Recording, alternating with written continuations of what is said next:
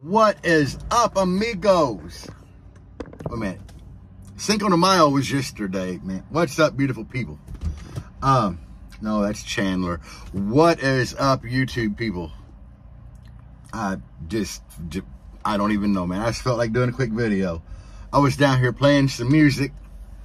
That's where my beard and hair, I look like a damn scarecrow all the time. And I just went to the barber the other day. Good God. But anyway, guys, I'm an old Jangalang. I've been driving the black Jeep a few days a week, and then I've been driving old Jangalang a few days a week. I like both, but the black Jeep ain't got no music. It ain't doing hands-free right now. I got the radio all messed up. So occasionally, I got to drive old Jangalang to get my music fix. You guys know how it is. You miss it, you know. I just stopped down here at my little spot and played some lows, you know. Actually, I played some highs today. I think I played 19 hertz and 23 hertz. Normally, when I say lows, I like to stay under, you know, under the 19 mark. I don't know. It's killing my doors, but it is so much fun, so windy. And, yeah, I have a blast in that area. Really, honestly, when I demo, I like to demo around that 25 to 27 when I'm at a show with a lot of people. Just because I don't have to roll one window up, and I can enjoy the demo too. Usually in this thing, if I'm going to play like under 18 and hammer it hard, I want one window up. And that's just how, I mean, that's, you know, that's how everybody with a huge system does it. You know, you really got to figure out where your vehicle keeps loading control and where it unloads is, yeah, that's going to be the premises for today's video. I have played like 18 in here, my normal demo volume, which is not full tilt, but normal demo volume is what I kind of consider my full tilt, because I don't like to go over that mark. I know everything will be clean there with a little voltage drop. But in here, I've done 18 hertz. And it did great. There was no loading issues at both windows down. But it is far, far windier in here if I have one window up and a window down. Like right here, I got this window down and that one up. It is stupid windy over here. And, I mean, that's fun. That is a whole lot of fun. And I know that I'm not going to unload. I would probably unload in here playing like 14, 15 hertz with both windows down. Not 100%, but I'm sure I would.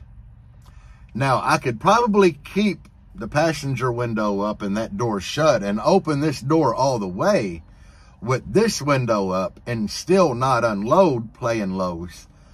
But I just haven't tested that yet. But anyway, in your cabin, you know, there's a lot of things that's going to affect where you load and unload at.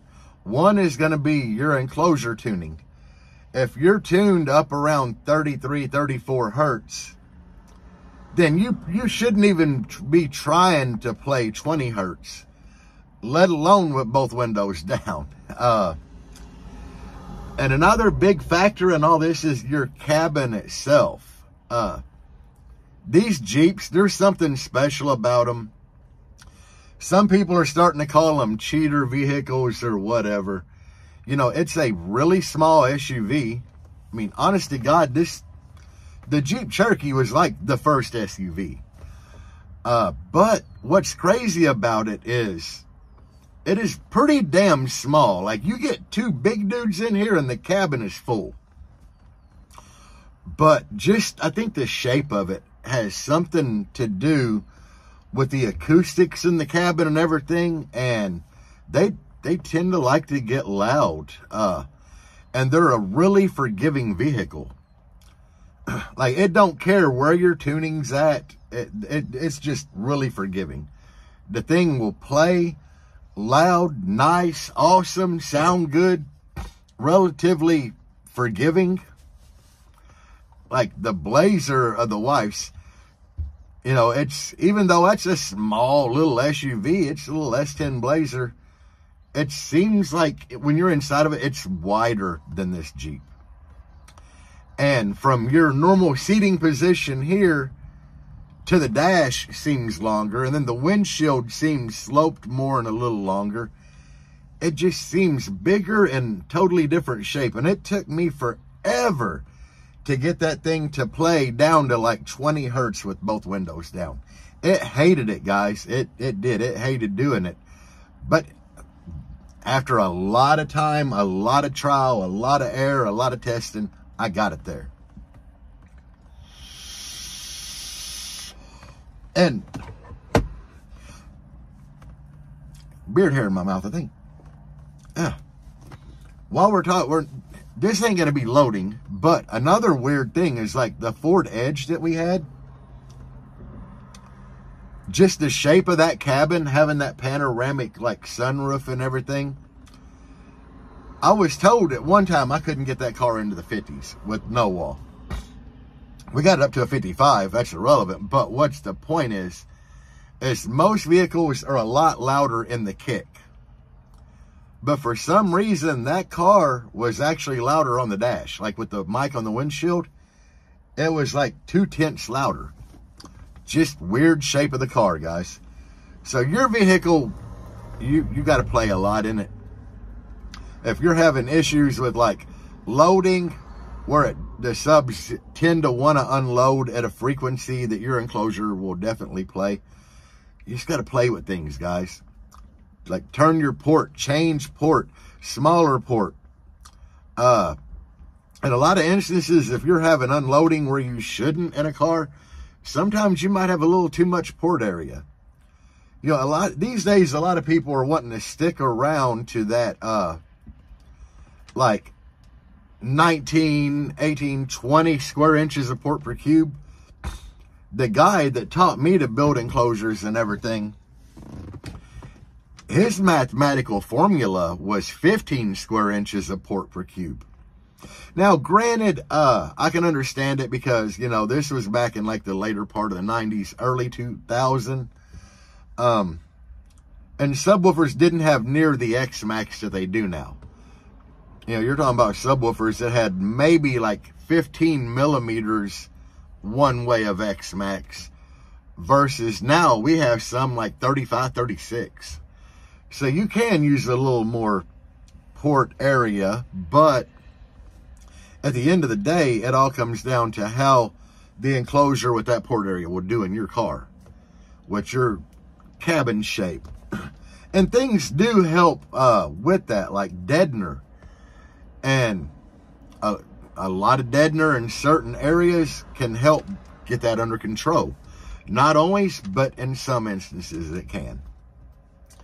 And I'm just going to throw it out there, guys. For deadener, if you're going to build a loud no-wall system, which destroy cars way worse than walls, they do a lot more damage. You know, usually if you got a wall, you just got to worry about from the B-pillar to the firewall for damage, and your doors. And no walls, you got the whole roof, the rear quarters, you know, they usually go first, your braking hatches and everything.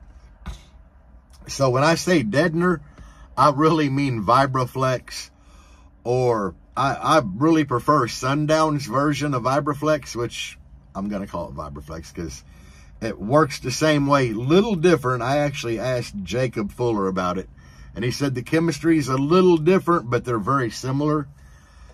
His seems easier to work with after you torch it. Defbont's rigid. It has to be rigid by Defbont's. That is also a pretty good deadener. 190 mil, guys. You know, you're talking deadener this thick. Get 190 mil out the gate. That way you ain't got to put 4 layers of it on. But definitely get good deadener if you're planning on building something like this and you really want the structural rigidity. damn big word for me. Yeah, but that'll help a lot. And here, I pretty much, my whole floor pans and everything are covered in the sundown version of Vibraflex. At some point, I plan on pulling my dash out and doing the whole firewall with it, because I have broken a lot of brake lines on here from my master cylinder doing that because of firewall flex. So I do need to do that. Believe it or not, guys, I don't have any deadener in my doors on here. And one big reason for that is because I actually use a solid wooden panel on the door. And in my mind, I just didn't need it. It probably does need it, but it can come at a later date. And by later date, I mean probably never, because I always have a list of projects to do. If you're familiar with my channel, you know that I'm always busy on my days off.